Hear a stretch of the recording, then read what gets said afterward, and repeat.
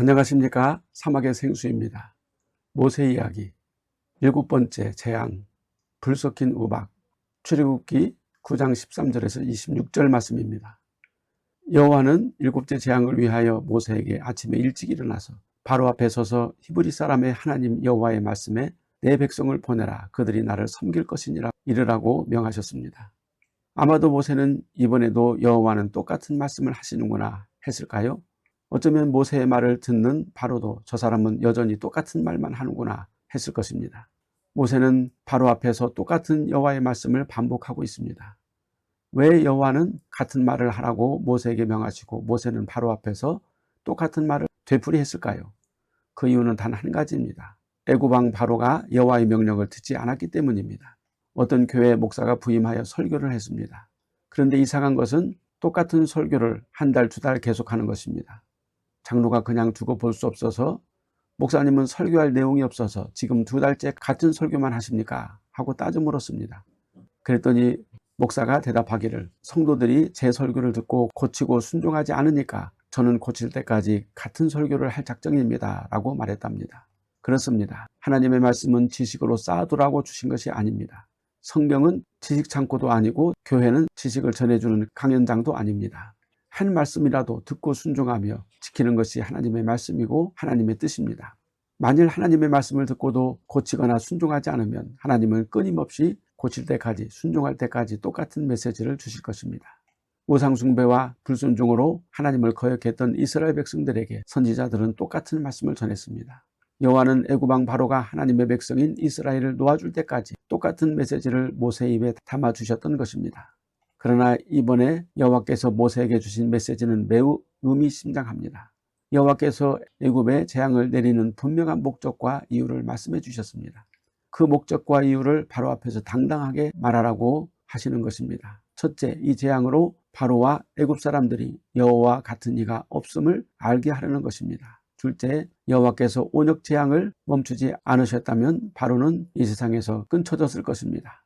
셋째, 바로를 애굽 왕으로 세운 이유는 여호와의 능력을 보이시고 그로 말미암아 여호와의 이름이 온 천하에 전파되게 하려 하였음이니라고 말씀하셨습니다.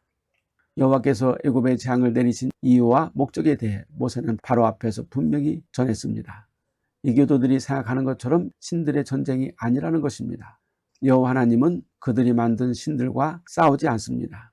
왜냐하면 여호와 하나님이 절대적이시기 때문입니다. 이 사실을 바로가 알아야 하는 것입니다.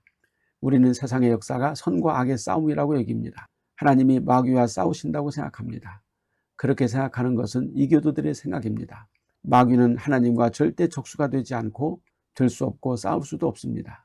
단지 사람들의 마음속에 마귀가 들어와서 하나님을 대적하고 불순종하도록 유혹하고 꼬이는 것뿐입니다. 마귀가 하나님과 싸울 수 없으므로 사람들 가운데서 죄를 짓게 하고 창조주이신 하나님을 노하게 만드는 것입니다. 세상은 선과 악의 싸움이 아니라 여호와 하나님의 전적인 섭리와 계획 가운데서 돌아가는 것입니다. 결국 마지막에는 하나님의 온전한 뜻대로 이루어지는 것입니다. 그래서 하나님의 말씀을 순종하고 그리스도를 믿고 따르는 것만이 마지막 승리의 비결이 됩니다. 절대 마귀적인 마술이나 귀신의 힘을 빌려서 하나님을 이기고 자신의 욕망을 채울 수 없다는 사실을 일찌감치 알아야 하는 것입니다. 내일 이맘때 개국일에 없는 우박, 개국일에 없는 우박은 어떤 것일까요? 여호와 하나님은 바로에게 하루 전에 미리 재앙의 상황을 예고하셨습니다. 나는 매우 견디기 힘든 우박을 비처럼 내리게 할 것이다. 이러한 표현은 과학적으로도 틀림이 없습니다.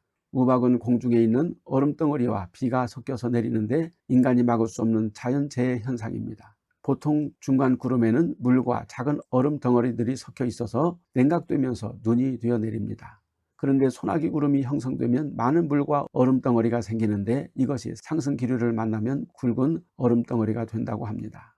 이 얼음 덩어리가 높은 곳에서 발생할수록 우박은 물과 합쳐져서 더욱 크고 단단한 얼음 덩어리가 되어 가공할 만한 속도로 떨어져서 엄청난 피해를 줄 수 있다고 합니다.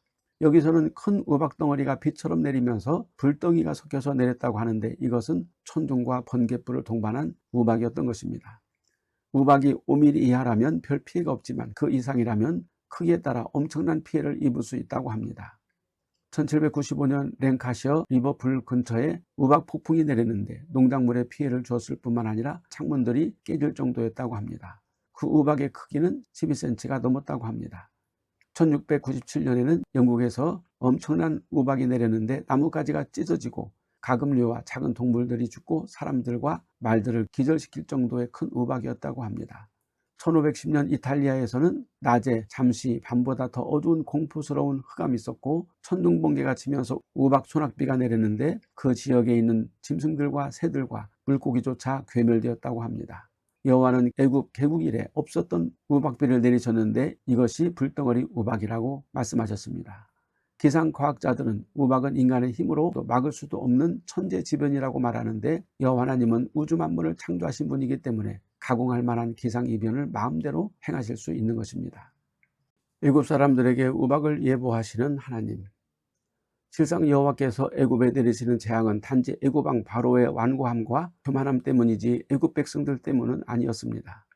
애굽 왕이 여호와를 대적함으로 애굽 백성들이 함께 매를 맞고 있는 것입니다. 그래서 여호와는 우박 재앙을 미리 예고하시고 들에 있는 우양들을 집 안으로 들이고 사람들도 내일 이맘때에 밖으로 나가지 말라고 말씀하셨습니다. 우리가 흔히 예고된 재앙에 대해서 대피하지 않는 것은 인재, 사람이 만든 재앙이라고 합니다. 요즘은 일기예보가 잘 되어서 어느 정도는 기후로 인한 피해를 줄일 수 있습니다. 그래서 여호와 하나님은 애굽 사람들에게 여호와의 은혜를 베푸시기 위해서 미리 우박 예보를 하신 것입니다. 요즘같이 매스컴이 발달한 시대에는 순식간에 온 나라에 우박 예보가 내려졌겠지만 그 당시에는 아마도 입소문으로 우박 예보가 전해졌을 것입니다. 그래서 여호와의 재앙 예보를 듣고 여호와의 말씀대로 순종한 자들은 끔찍한 우박 재앙을 피했을 것이고 콧방귀를 뀌면서 여호와의 말씀을 우습게 여긴 자들은 재앙을 고스란히 다 받았던 것입니다. 여호와의 말씀을 두려워하는 자들이란 여호와의 말씀을 두려워할 뿐만 아니라 받들어 공경하는 자들입니다. 두려움과 공경을 합하여 경외라고 말합니다. 여호와는 두려워해야 할 분이지만 마음으로 우러러 존경하고 받들어야 하는 분이십니다. 애굽 사람들도 여호와를 경외하면 여호와의 보호를 받을 수 있다는 하나님의 말씀입니다. 그러나 여호와의 말씀을 마음에 두지 않는 사람들, 즉 여호와의 말씀을 무시하고 존중하지 않는 자들은 그대로 밖에다가 가축들을 놔두었다고 기록하고 있습니다. 이제 애굽 사람들 중에도 슬슬 이스라엘의 하나님 여호와를 믿는 자들과 믿지 않는 자들로 나누어지고 있는 것입니다. 여호와 하나님은 모세에게 하늘을 향해 지팡이를 손에 들고 애굽 전역에 우박을 내리게 하라고 명하셨고 그렇게 하자 우박과 불덩이가 섞여 내리기 시작했습니다. 우박과 불덩어리가 애굽 온 땅에 달리게 했다고 말씀하고 있습니다. 달리게 했다는 것은 날아가는 화살처럼 순식간에 날아가듯 했다는 뜻입니다. 얼마나 불우박 덩어리가 애굽 전역을 공포로 덮쳤는지 말해주고 있는 것입니다. 기이한 현상, 실상 애굽에는 1년 내내 거의 비가 내리지도 않는데 우박이 내린다는 것은 매우 기이한 현상입니다. 더구나 우박뿐만 아니라 마치 불줄기가 우박과 함께 공중에서 땅으로 폭포수를 이루며 맹렬하게 내렸습니다. 애굽에는 세트라는 신이 있는데 머리는 사냥개의 머리를 가진 신입니다.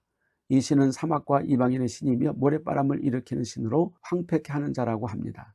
그들의 신화에는 호루스와 세트가 왕위 다툼으로 80년간의 긴 싸움을 했는데 결국은 호루스가 왕이 되고 세트는 전쟁에서 지자 분노하여 화를 내고 고함을 질렀는데 이것이 곧 천둥번개라고 합니다. 애굽 사람들은 신들이 싸움에서 패하여 지르는 천둥번개를 두려워합니다. 세트라는 애굽 신에게서 사탄이 유래했다고 하는 설이 있습니다. 어쨌든 이방신의 우두머리는 사탄입니다. 애굽 사람들은 가공할 만한 불우박과 천둥번개가 하늘에서 내릴 때 그들의 신들이 싸움에서 패하여 울부짖는다고 그렇게 여겼을 것입니다. 자기들이 섬기는 신들이 패하여 멸망당하는 괴성을 들은 애굽 사람들의 마음은 얼마나 서늘하고 공포로 가득 찼을까요? 갈리굴라라고 하는 로마 폭군은 온갖 못된 짓을 다 했는데 그가 가장 무서워하는 것은 천둥번개라고 했습니다. 천둥번개가 칠 때는 침대 밑에 숨어서 벌벌 떨고 나오지 못했다는 일화가 있습니다. 불우박은 여호와께서 그의 군대들을 위해 싸워주시는 매우 강력한 무기가 됩니다. 여호수아가 기브온 족속을 도와서 가나안의 아모리 5개의 왕들과 싸울 때 벳호론 비탈에서 아세가까지 여호와께서 큰 우박 덩어리를 내리셔서 적들이 죽었는데 이스라엘이 칼로 죽인 숫자보다 더 많은 적들이 죽었다고 여호수아 10장 11절에서 기록하고 있습니다. 요한계시록의 나팔 재앙에서 첫 번째 나팔이 울릴 때 피 섞인 우박과 불이 하늘에서 쏟아져 땅의 수목의 3분의 1이 다 타버렸다라고 기록하고 있습니다. 이 기이한 현상은 여호와 하나님을 대적하는 자들을 심판하시기 위한 것이기도 하지만 그의 백성들을 보호하시고 지키시는 하나님의 특별한 능력이기도 합니다.